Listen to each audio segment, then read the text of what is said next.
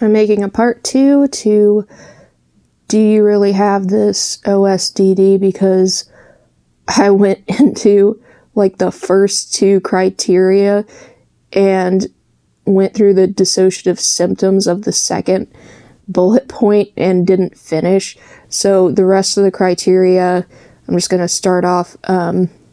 So the first one was not meeting the full criteria already categorized by a personality dissociative disorder, such as not having amnesia. That's always my go-to, my personal experience, not having chronic amnesia. And the second bullet point, chronic and recurrent mixed dissociative symptoms, which I already explained the symptoms in the last video. Now the third, identity disturbance due to chronic intense persuasion.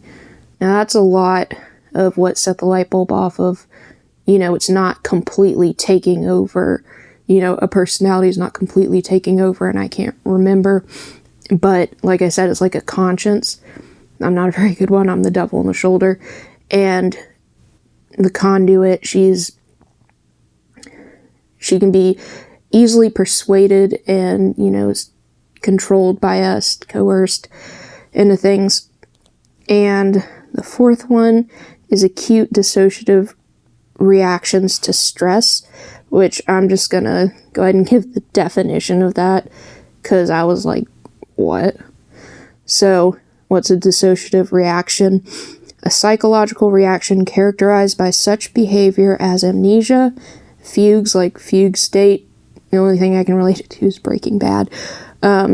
Sleepwalking, and dream states. So, reactions. Something happens that's stressful and you go into one of these reactions, your body does. Something really stressful and traumatic happened somewhere between the ages of probably 1 and 12, and I have amnesia of all of that, and also dissociation is compared to an out-of-body experience. So, psychological reaction, a dissociative reaction, like I said, out-of-body experience, which didn't make sense to me, just like unreal or distorted perception, but which is also compared to out-of-body experience sometimes, because I'm not looking down on myself, I don't feel any of that. But for years I had felt like, I didn't know what it was, but depersonalization on a deep level. I felt like I was a ghost. I felt like I wasn't alive, and I'm like, oh, isn't that one disease where you feel like you're dead or a ghost? Because that is a disorder. It's rare, but it's a disorder. But I relate it more to the symptoms, and there is a lot of overlay between disorders and the DSM, and that's why you need a professional to diagnose you, but I just don't have the luxury, and trying to understand yourself mentally and physically is important to me and a lot of people. So the best I can do is a self-diagnosis, get all the research you can from credible sources, and I'll put them in the links below, but some of them are Dissociative, she was professionally diagnosed. Multiplicity in Me is a good channel. CTAD Clinic is my favorite. A guy named Dr. Grande, he's great. And Med Circle is really good too. And they have some videos on that. The CTAD Clinic is all about dissociative disorders. They're in the UK. I wish I could go there to get diagnosed, and if you're interested, because of what's going on right now, they have email and phone and kind of the Zoom thing going on.